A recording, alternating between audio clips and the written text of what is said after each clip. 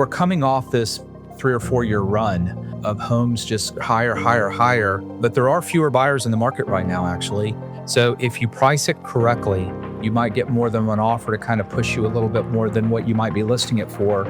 I also have a practice update for you. Earlier this year, I transitioned the financial planning practice away from a broker-dealer and stood up an independent RIA, or Registered Investment Advisor. And we rebranded the practice to 360 Aviation Advisors. You're listening to The Pilot's Portfolio, the show dedicated to guiding professional pilots towards a future of financial success and stability. Fly along with your host, Timothy P. Pope, as he provides financial planning insights and answers to your burning questions, and dives into real-life stories from fellow pilots who share their successes and cautionary tales. The Pilot's Portfolio takes off now.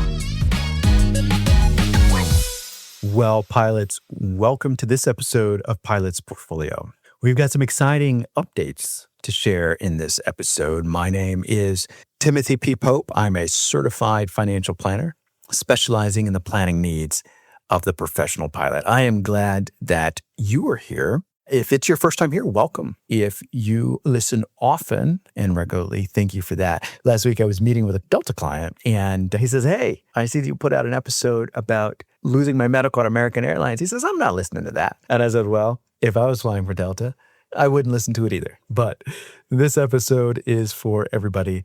And by the way, Delta guys, don't worry, your loss of medical episode is coming. We're doing it in alphabetical order, so that'll be coming here soon. But today's episode is an update that I think all can enjoy. So let's see. We're going to be joined by Kevin Walker, CEO of Beacon Relocation, to provide an update on the state of the real estate market and also some tips for buyers and sellers as you guys look to navigate those transitions this summer. I also have a practice update for you, and we'll start there. So earlier this year, I transitioned the financial planning practice away from a broker-dealer and stood up an independent RIA, or Registered Investment Advisor. And we rebranded the practice to 360 Aviation Advisors. So as a certified financial planner, I'm held to a fiduciary standard in all conduct with clients at an individual level. And the RIA, or the Registered Investment Advisor, is held to a fiduciary standard at a company level. And so it's nice to have that alignment, which is not always present. And so it was important for me to make that change. And we've also made some structural changes to ensure that we can maintain that low client to advisor ratio.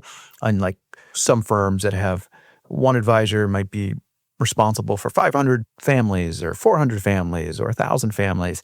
We just don't feel that you could do your best work in conditions like that, and the clients can't get their financial planning needs met in conditions like that. So excited that the optimal client to advisor ratio will be maintained. Let's talk about the name for a second, though. 360 Aviation Advisors. Why that name? Well, 360, we know that that's a heading of True North. And True North, it's often considered that inner sense, that calling that's inside of you that drives you to fulfill your purpose, that fulfill your mission. I like to think about it as that thing that drives me to get better, a little bit better every day at whatever your craft is. Now, our clients are our True North, right? So they drive us to fulfill our mission. And, the super cool thing about it is when we do an awesome job for our clients, when we help professional pilots make the most out of life, we get to enjoy watching them execute on their goals. And we get to enjoy watching them live abundantly. And it's really rewarding having planned it and then execute and see these things happen. So that's one thing. But we also know that 360 degrees represents a circle. And in financial planning, a great financial plan considers all aspects of your financial life. And it's not just hyper-focused on one thing like, just investments or just insurance or investing outside of capital markets and just real estate. It looks at all aspects of your financial life. And then in the middle of that circle, it's driven by you, right? It's driven by your true north. It's driven by the things that you want or need to accomplish financially to live your life abundantly. And we like that. We like the fact that it's comprehensive. Now, we think about, what do you need to free yourself of financial success or uncertainty? Sometimes, it's like, I just want to close my financial knowledge gap and gain confidence, whatever your next best step is. Sometimes we find clients that just need clarity of making sense of all the moving parts that comes with being successful. It's clarity there. Sometimes clients find that they want education because there's a lot of noise in personal finance. There's actually a lot of noise also in aviation, particularly in the 121 world, where the companies are giving you lots of financial incentives and benefits, and you fly with a bunch of different people and you hear a bunch of different strategies. And so oftentimes clients want to know, hey, what do I need to be paying attention to right now? And what can I ignore right now? Because it's really dependent on your circumstance. I think all the time we find that clients are looking for a trusted partner that they can delegate some of the work to. You guys are busy, and sometimes living abundantly means not doing all of your own financial planning or investment management yourself and offloading it and working with folks that you know and you trust. So sometimes there's, hey, in order for me to live my best life, I don't like doing this work. I'm going to hire somebody to do this with me. I think that a great financial plan looks at the numbers, it looks at the risk, it looks at how to mitigate those. But I also think that it invites you, the client, to partner the quantitative aspect of it with whatever your true north is, whatever your why is. Sometimes it's whatever your reality is, because maybe sometimes you're in a tough situation and these financial planning items are just, they must be done. So a great financial plan looks at all of those things. It matches the quantitative with your desires or your reality, and then it helps you chart a path forward and really explore what's the next best step for whatever your dollars are doing. So that's the 360. The Aviation Advisors, I think, is a little bit simpler. So we offer financial planning and investment management services to professional pilots. So there you have it, 360 Aviation Advisors, guys.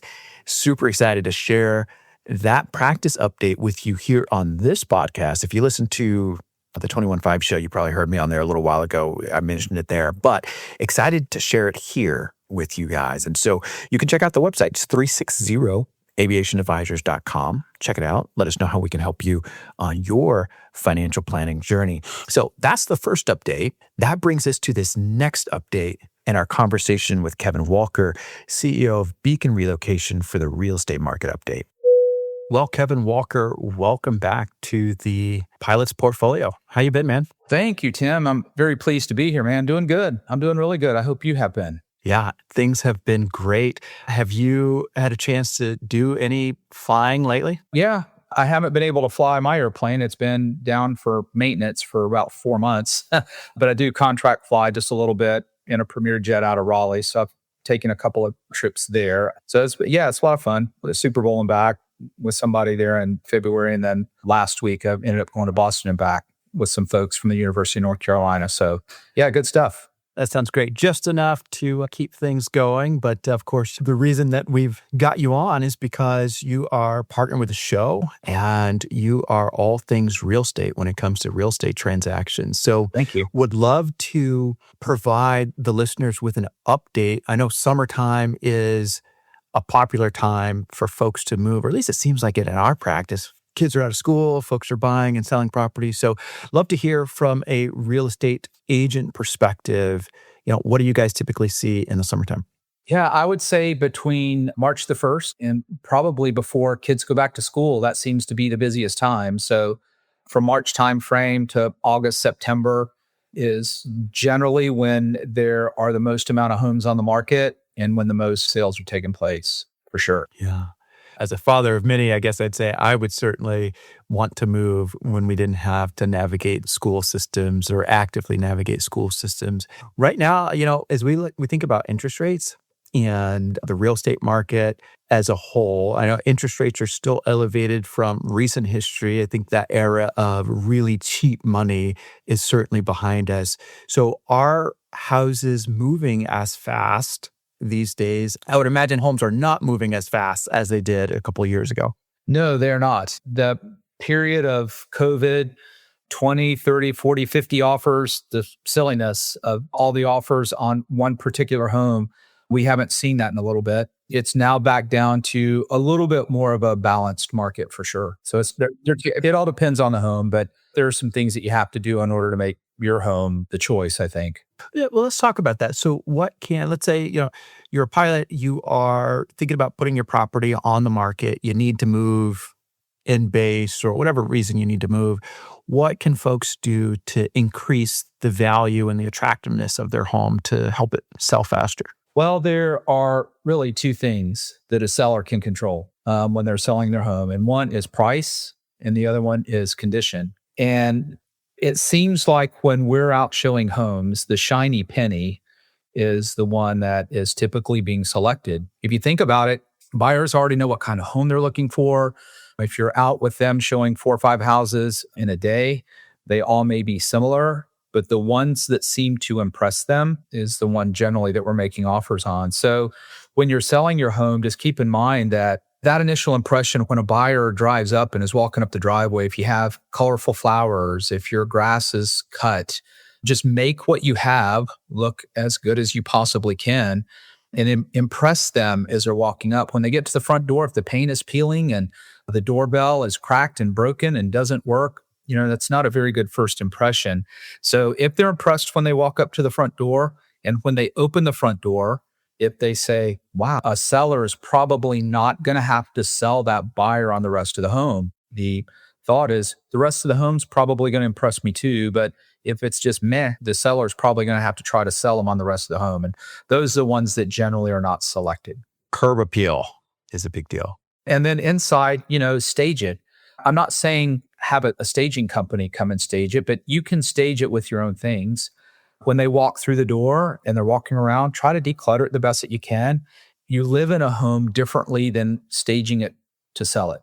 If you need to remove an extra love seat and put it in a heated and cooled storage building, then you probably should do that. Make the rooms look a little bit bigger.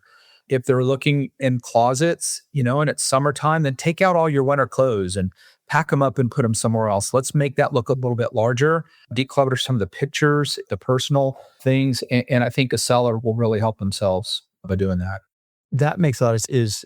Curb appeal. And I would imagine, if you're selling, sometimes you might have to, come out of pocket and spend a little money to freshen things up. And of course, if you just check with your local agent there on what might be, if I spend this money, is the juice worth the squeeze, if you will. There are some things that you can do that you'll probably get your money back and help it sell a little bit faster too. So there are certainly some things that you can do if you choose to. Okay, so we've talked about condition. Now let's talk about the price. What can sellers do with price to help accelerate their sale and at the same time receive as much value as they possibly can? I think if sellers will price their home correctly, we're coming off this 3 or 4 year run of homes just higher, higher, higher. But there are fewer buyers in the market right now, actually. While we do have fewer homes for sale, there are fewer buyers as well. So if you price it correctly, there are cases where you can get that second offer in. There still are some areas where there are multiple offers. You price it correctly, you might get more than one offer to kind of push you a little bit more than what you might be listing it for. We've seen sellers pricing a home too high and then they end up chasing that price reduction, trying to chase that market back down. And at the end of the day, they've netted less money than they would have if they would have priced it correctly from the beginning. But you don't really know that until it's over. So just pricing it correctly seems to be the best way to go out of the gate. How do you determine what your price is? Do you look at Zillow and Realtor.com and then tell your real estate agent, hey, this is what I want to price it? Or how do you do that to due diligence? Well, I think working with your agent as a team, asking them to pull comparables. Sometimes it's worth it to go look at a couple of homes that may even be on the market. If there are any open houses to compare what are the condition of these other homes versus mine. But I think the agent can, for the most part, get you in a pretty good spot on a recommendation. And that's all they can do is just recommend a pricing or a range. At the end of the day, it's your home as a seller. You're going to make the determination on what you list your home for and what you're willing to take for it. Yeah, I can see that being very valuable. And they give you that range. And then I like that idea of you going to open houses yourself as a seller. I had not thought about that. But yeah, you could help do your due diligence there and see what other buyers in the area are looking at and what your competition is and walk it like they're doing it versus just seeing it on a screen, maybe. That's right. So we've talked about tips for sellers. I imagine as buyers, you talked about the market slowing down. It's welcome news for buyers. They don't have to buy things sight unseen, or they're not getting in bidding wars with others to buy a property.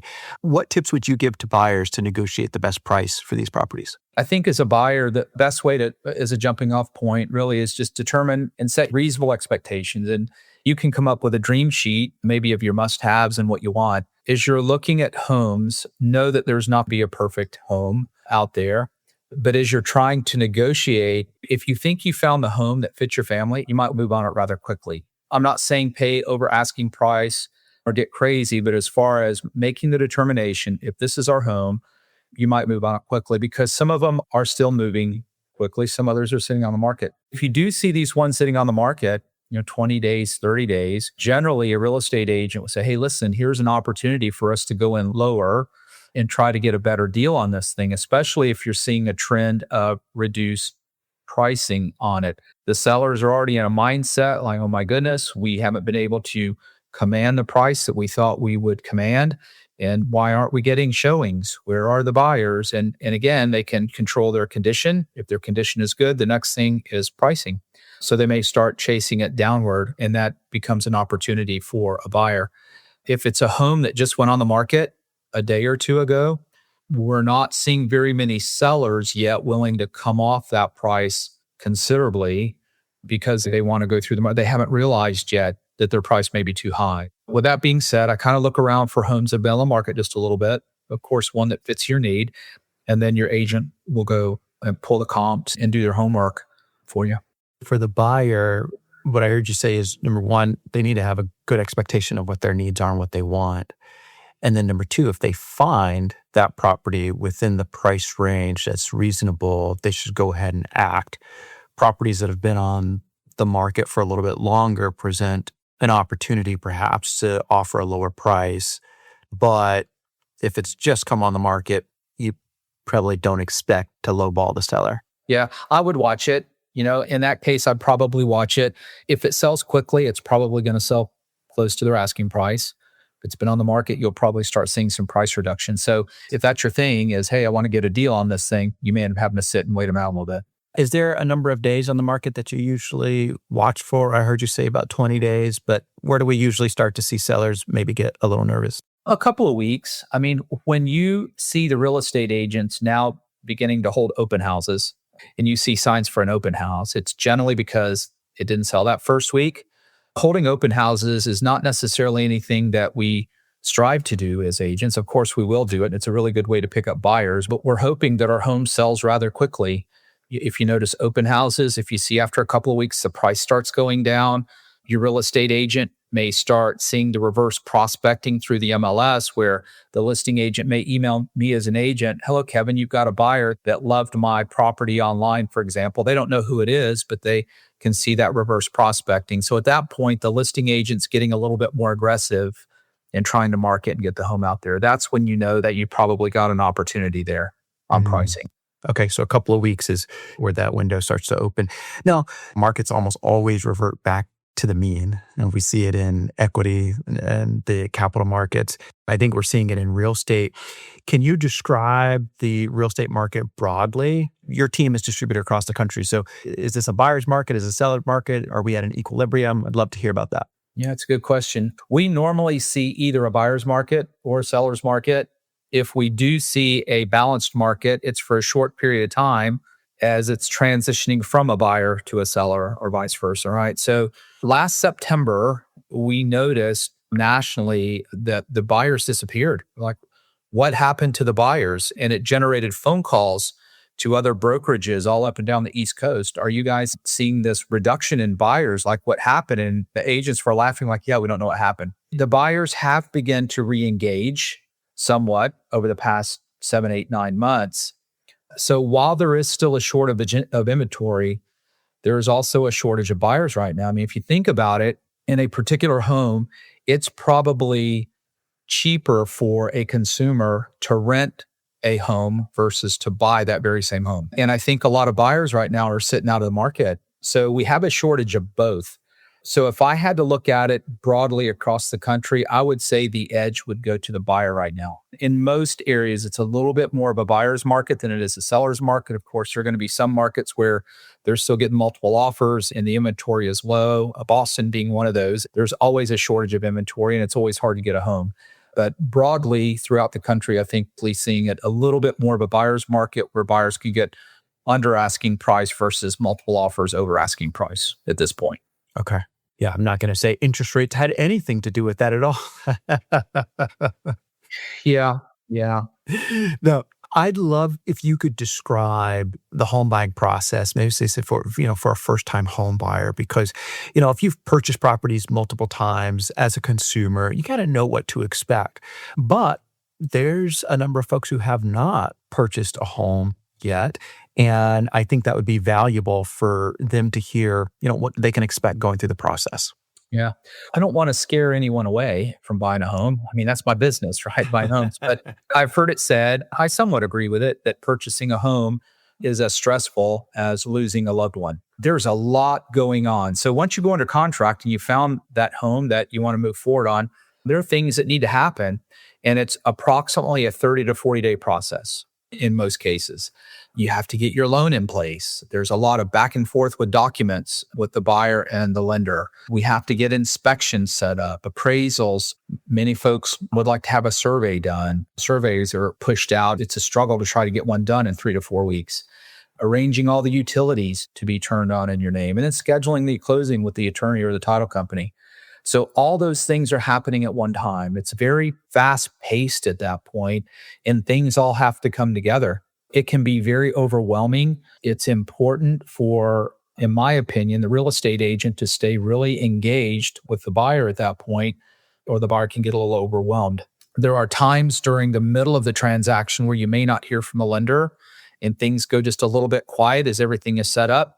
It's pretty important to stay engaged with the buyer there too, just so them know, hey, things are still happening and here's what we're expecting next. So as long as you can keep that buyer informed, it's really like flying, right? Trying to stay 2 steps ahead of it, If you can stay 2 steps ahead and what that buyer is expecting, it's a very smooth process. But it can be a bit intimidating for a first-time home buyer for sure.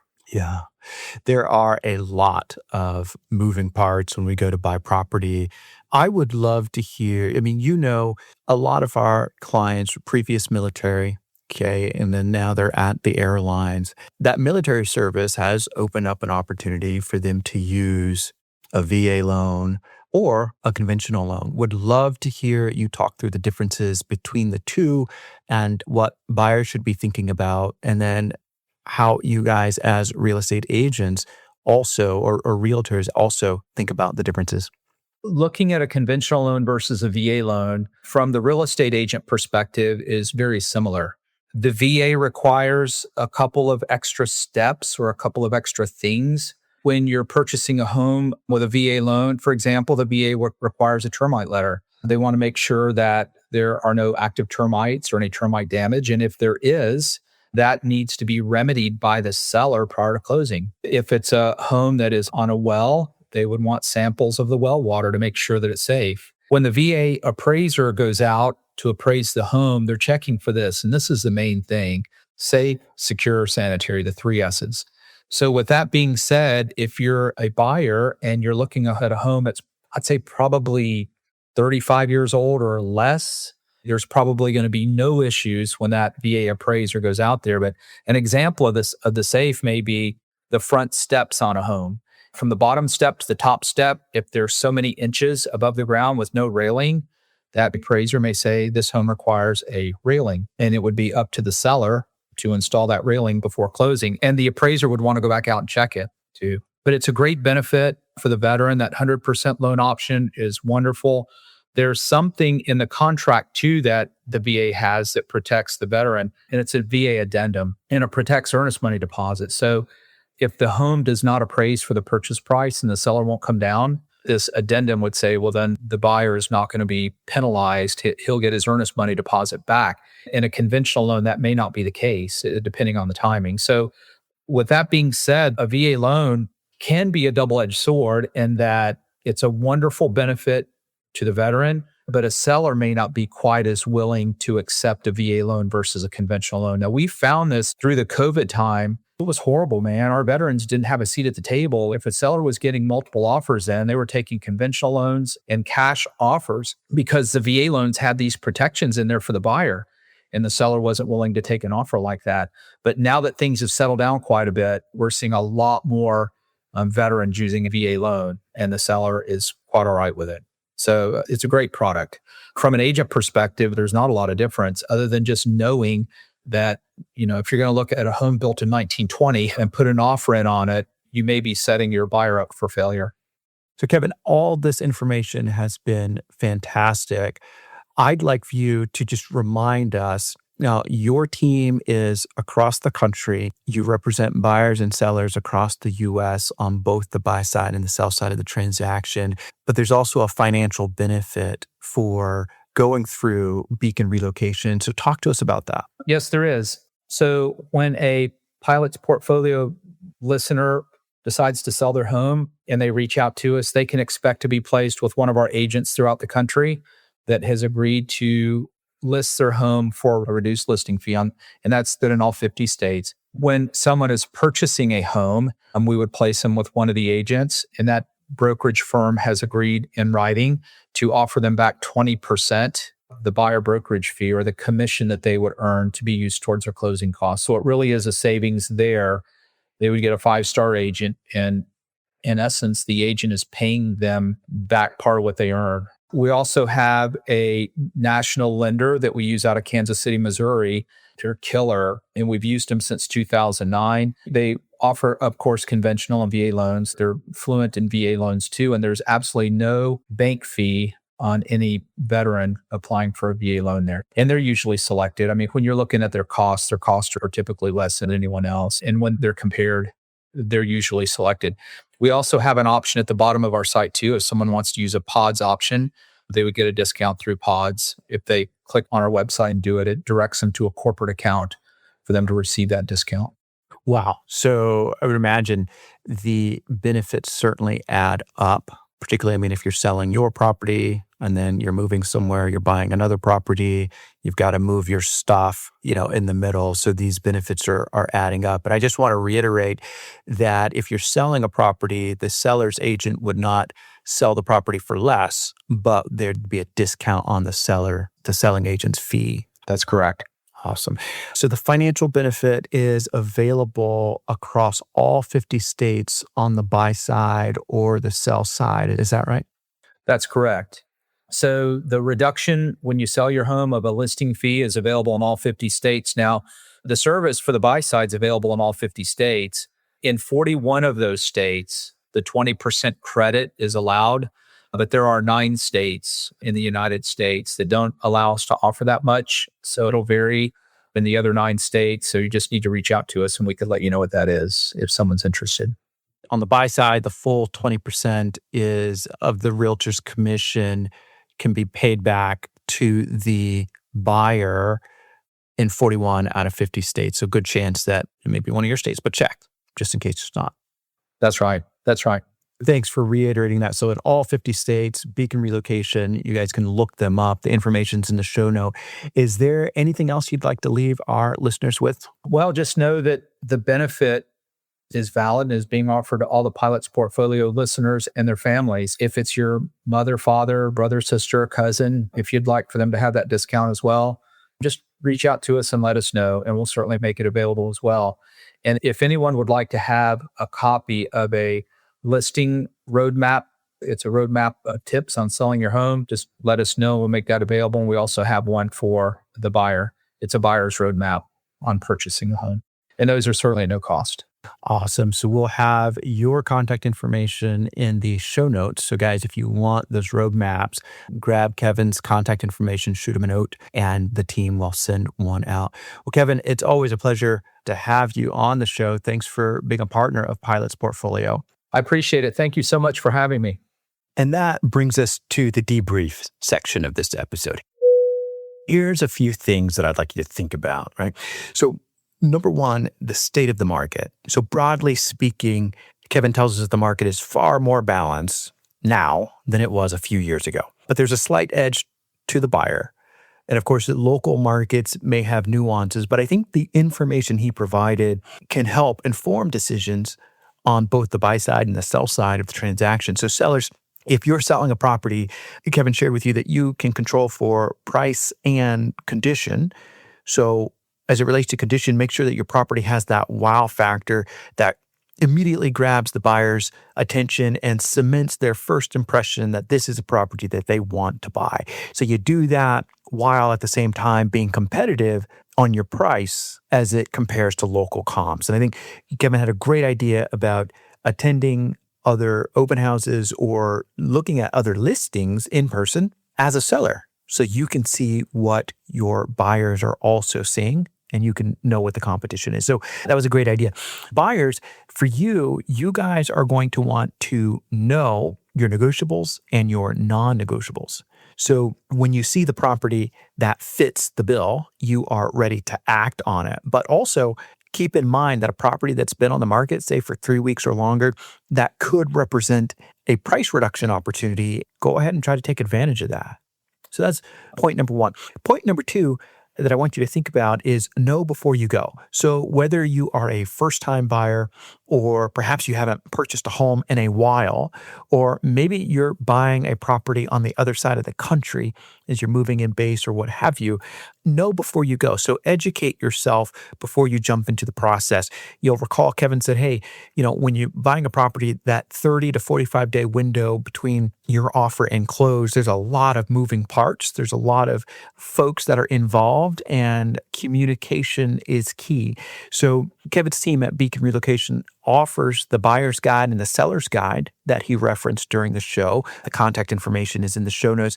But what I think is also valuable is talking to a local realtor that's in the area that you're buying. They're going to be knowledgeable. They know the nuances of the local market. They know the local real estate customs. And as we discuss, the team at Beacon Relocation is in all 50 states. And so you've got that local knowledge there.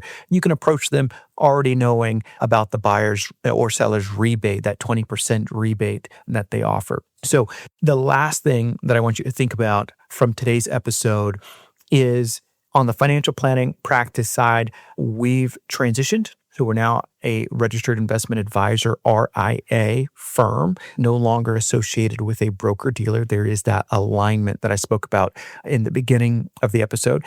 And the website, 360aviationadvisors.com. Go there, give it a look. Let us know how we can help you on your financial planning journey. So with that, thanks for joining another episode, and we'll see you on the next one. Thank you for joining this episode of Pilot's Portfolio. If you found this information helpful, spread the word and share it with a Pilot buddy. Or if you have questions and there's something that you would like to hear discussed on the show, send us an email. You can find the address in the show notes. For those of you who are ready to learn how we help professional pilots with their financial planning needs, schedule an appointment. Until next time, keep the shiny side up, and we'll see you on the next episode. Pilot's Portfolio is hosted by Timothy P. Pope. Timothy P. Pope is principal owner of 360 Aviation Advisors. 360 Aviation Advisors is a registered investment advisory firm regulated by the state of North Carolina in accordance and compliance to the securities laws and regulations.